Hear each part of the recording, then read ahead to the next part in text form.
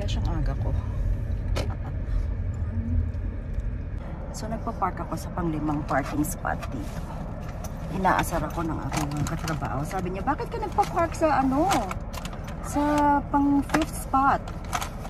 Mga puti pa. Sabi ko, alam mo ba, ang number 5 is grace. Diba? Diba sa mga Katoliko, mga Christian. You got God's grace. Diba? So, lakad na papunta sa loob.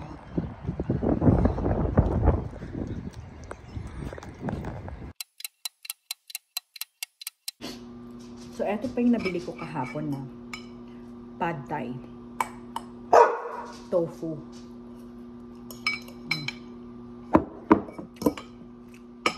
Kauwi ko lang, it's mga 6:30 ng gabi. So, isipin nyo, pumasok ako ng 7 AM, nasa trabaho na ako. Tapos, after that, ano naman ako sa kabila. Akalain nyo, almost 4 hours ako dun. Ganon ka busy. Eh, habang busy, go lang ng go, diba? Anyway, ang sarap ng pad thai. Saint, stop it. Gusto ko medium hot. Kayo, ang asawa ko gusto niya medium lang. Walang ka-challenge. Kung gusto ko maanghang. Ay, pero ayoko naman ng sobrang anghang kasi hindi ko na makain yun. Hindi ko na ma-enjoy, diba? Itong ganito, dinner. Pwede na kami maghati ng asawa ko dyan. Pero ayaw nga niya ng medium hot. Kasi medyo maanghang naman. So, siguro hanggang bukas na to. Boys. So, mahal na rin bilhin. Diba sabi nga nila inflation daw. Yan. Pero syempre hindi mawawala itong aking Dr. Pepper. Zero sugar. Meron akong iniinom, guys. Ito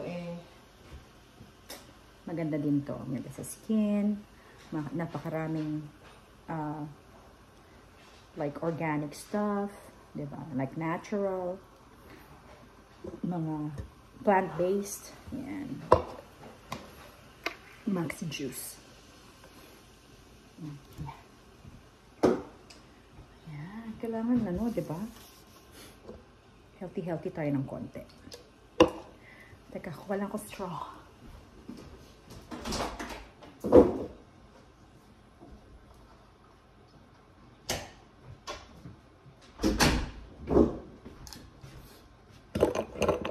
Alam nyo ba, minsan midnight na ako nakakatulog. Yun ay sapilitan pa.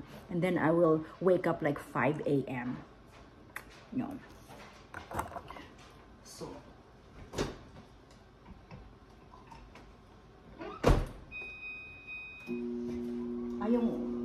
etong pa lang ako kumakain. Asawa ko nakakain na. Aking pad thai. Yan.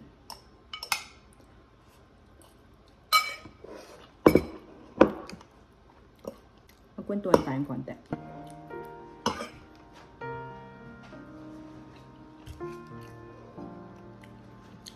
Physical therapist kami mag-asawa. Dito.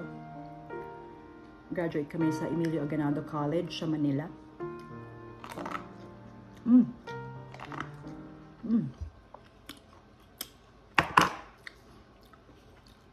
Medyo malamig pa to. Okay, hold on.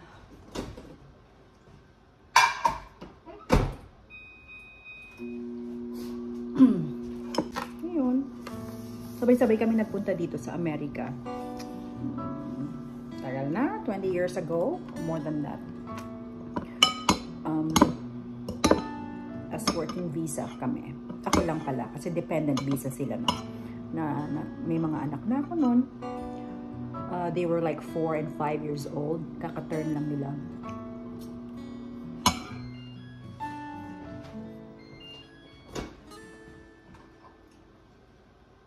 Ngayon mga adult na.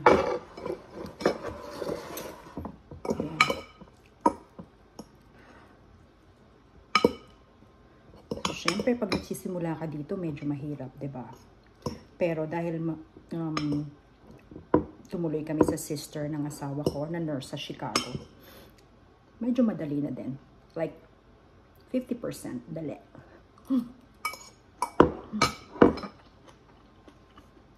Dito, para makatrabaho ka, mag-take ka ng test. Ang daming cheche-bureche. Submit dito, submit doon, kung ano-ano. At the same time, naayos mo rin yung visa mo. Hindi madali. Pero kaya. 'Di ba? Kakayanin.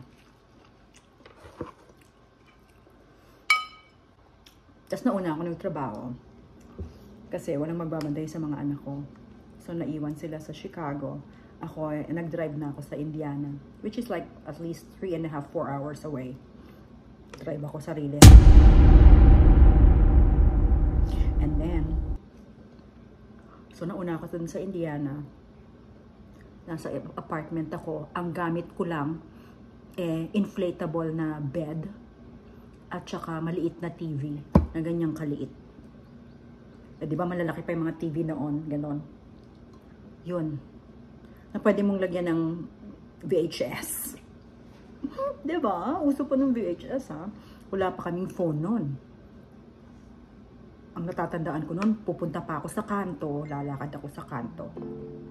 Kukuha ako ng, magbabayad ako ng payphone, like 25 cents. Para lang makausap ko yung asawa ko, tanong ko kung ano nangyari sa mga anak ko, ganon. O, mga 3 months sigurong ganon, ako lang mag-isa.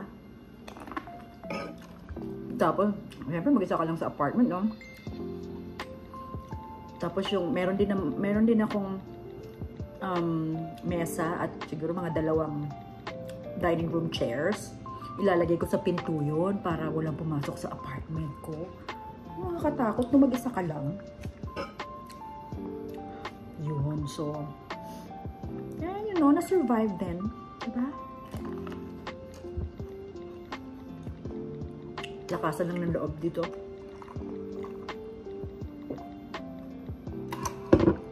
Apply sa mga trabaho kung saan pwede.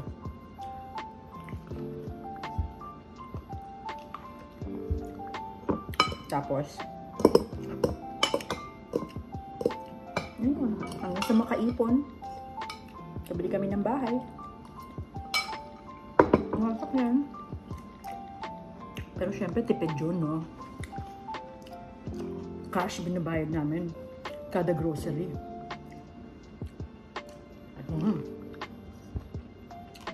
Siguro, nag-apply kami ng credit card. Kahit $50, hindi kami binigyan. Kasi wala kaming history. Wala kaming credit history. Bago pa lang kami. Tapos, I don't know, bigla na lang nagpadala yung Walmart. $50 yung credit card limit namin. Ayun. Nag-start na. Kasi, dito, mas marami kang utang, mas mataas ang credit score mo.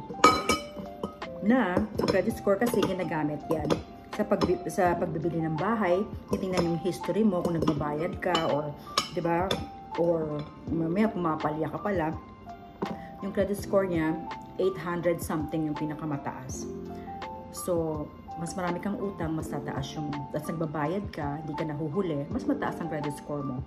Yun lang naman, para bumili ka lang ng bahay or kotse, na hindi mo na kailangan ng co-signer, diba? Like independent, gano'n.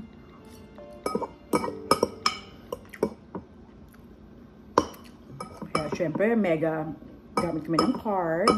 Pero binabayaran namin ng buo. Like at the end of the month, diba? Mahirap may utang dito. Anyway, yun lang mga kwento ko muna, ha? Next time ulit, lagay nyo sa comment kung anong gusto nyong malaman. Okay? Salamat sa panonood. Subscribe naman, ha? Okay, bye.